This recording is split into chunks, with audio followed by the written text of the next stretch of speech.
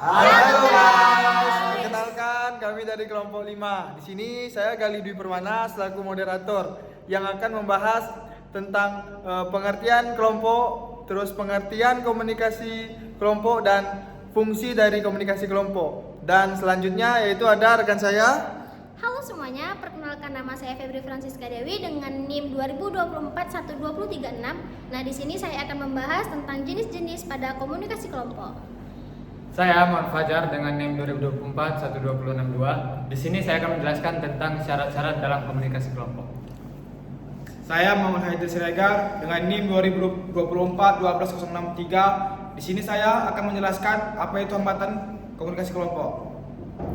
Saya Fedi Jayanto dengan NIM 2024-12037. Di sini saya akan menjelaskan hambatan dalam komunikasi kelompok. Saya Muhammad Ramadan dengan NIM 2024-12060. Di sini saya akan menjelaskan hambatan-hambatan dalam komunikasi. Oke. Mungkin sekian perkenalan dari kelompok kami. Itu saja. Ya. Itu saja.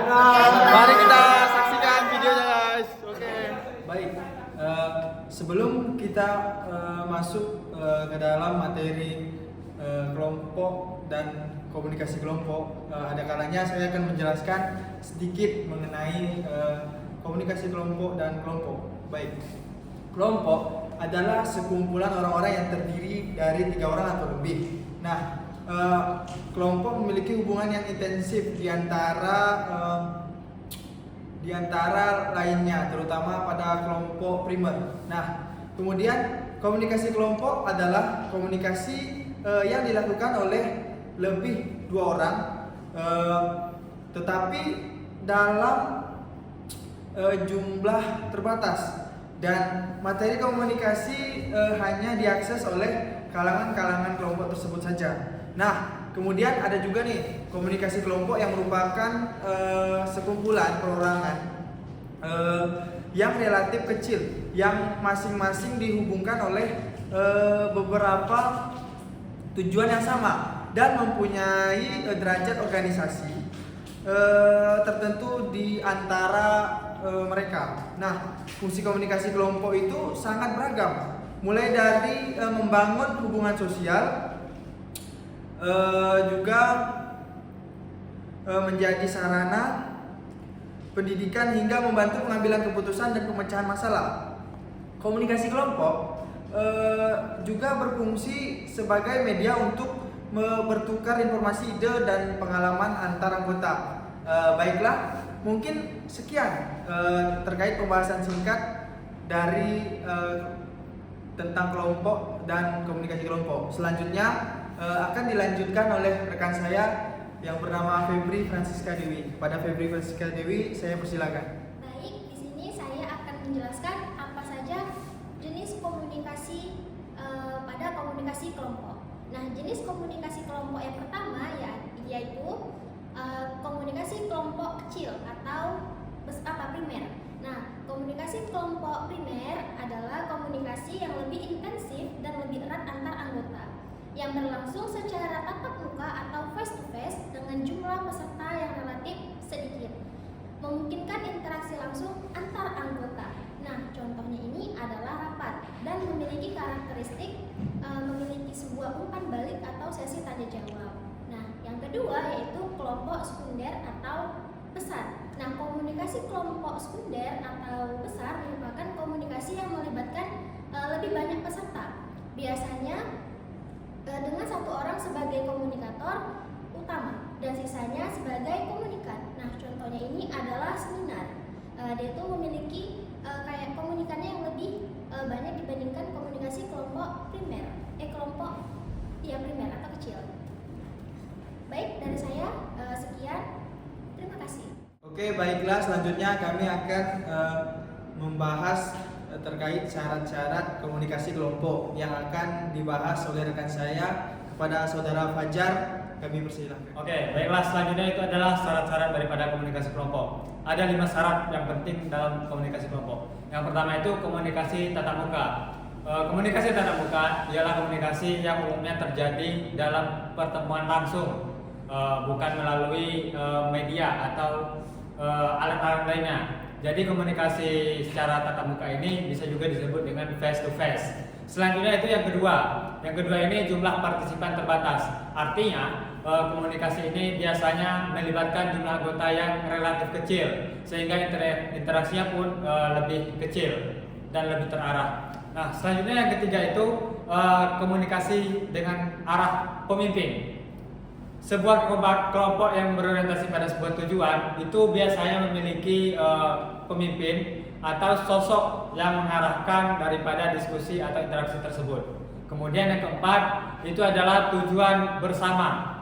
Adanya tujuan, artinya dalam komunikasi kelompok ini memiliki tujuan atau sasaran yang sama-sama diusung oleh seluruh anggota kelompok, merupakan faktor yang penting dalam komunikasi kelompok itu sendiri. Nah, yang kelima itu pengaruh timbal balik, memiliki pengaruh terhadap satu sama lain.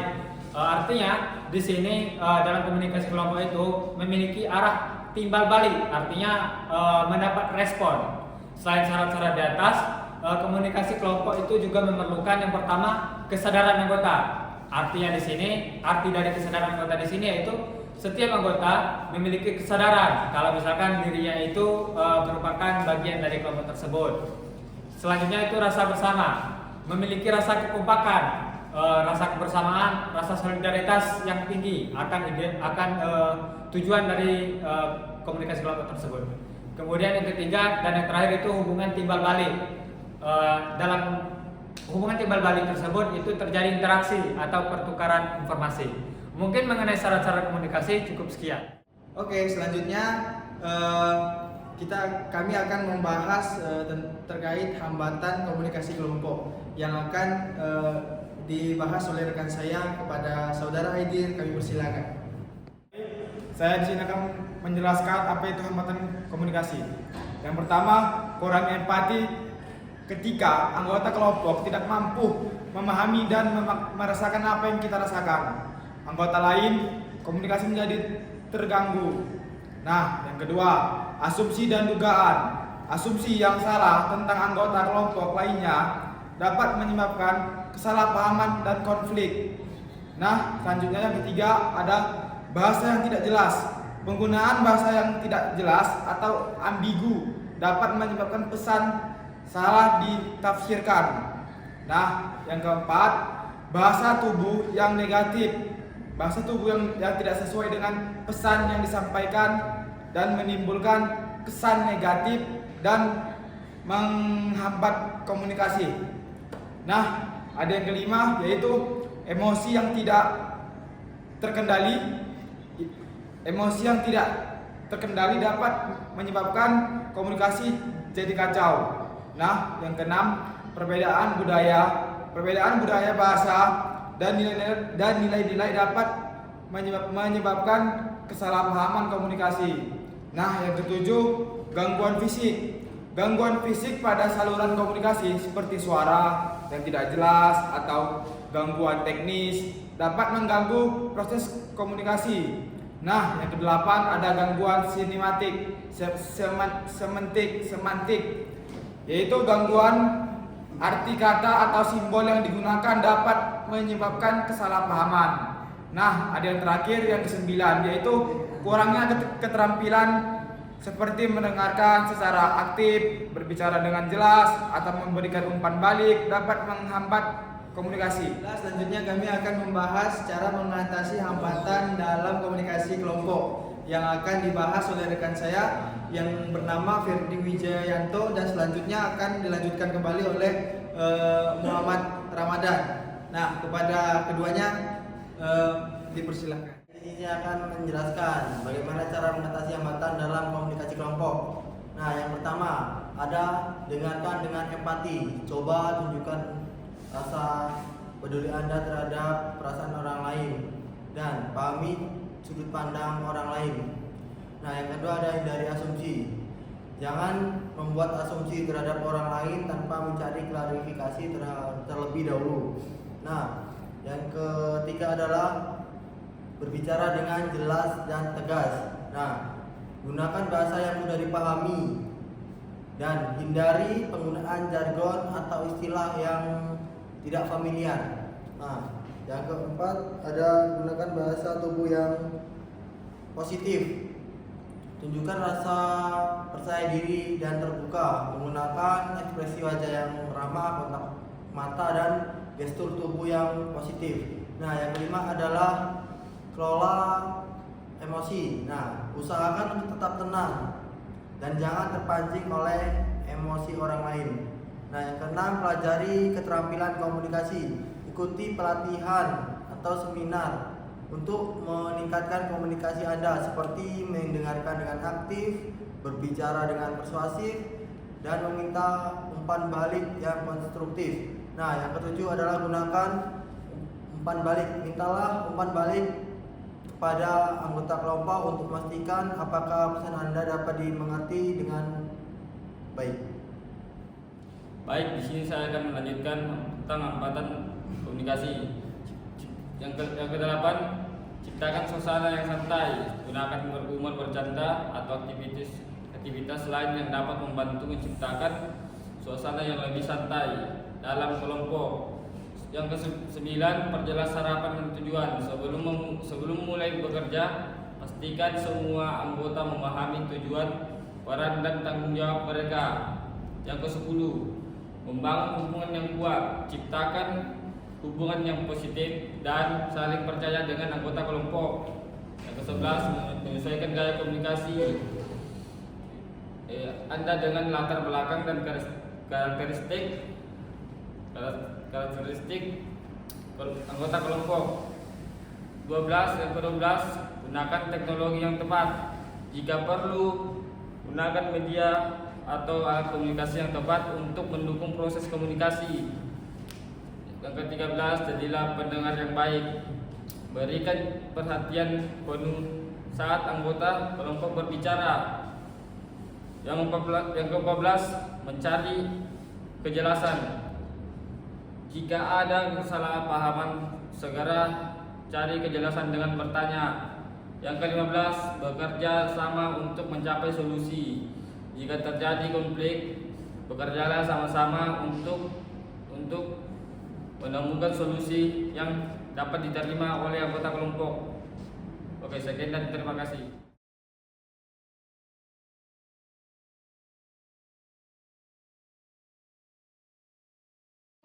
Baik, sejauh ini bagaimana? Adakah kendala di bagian perlengkapan dan humas? Baik, izin masuk. Kalau untuk divisi perlengkapan ada beberapa alat yang belum kami dapat, tapi insya Allah di hari nanti kami usahakan ada. Humas? Baik, mungkin di divisi humas, izin masuk ya sebenarnya. Baik teman, di divisi humas itu ada kendala mengenai surat, tanda tangan surat misalnya berjalan basement. Karena kemarin itu tanggal merah, jadi tanda tangan basement itu belum sempat kami mintai. Mungkin besok akan kami mintai tanda tangan tersebut dan akan kami sebarkan surat tersebut. Baik Pak, saya ingin bertanya terkait ada beberapa barang itu yang sulit untuk didapat. Kira-kira ada nggak? Ini barangnya apa kemarin? Palu. Kira-kira di sekitar sini ada nggak ya toko palu terdekat yang mungkin lebih murah? Soalnya kami kemarin udah nyari kemana-mana tuh, beberapa toko itu stok palu kosong. Oh, kalau buat palu nanti saya pinjamkan. Ada teman saya yang punya palu, nanti saya berikan ke. Oh, kau baik. Terima kasih. Mungkin dari mas cukup. Cukup. Nah, kalau tanggal fixnya itu harinya itu kita adakan acaranya di tanggal 3 bulan 6. Berarti sekitar seminggu lagi ya. Dan udah cukup semuanya? Sudah cukup. Udah kita akhiri pada siang hari ini.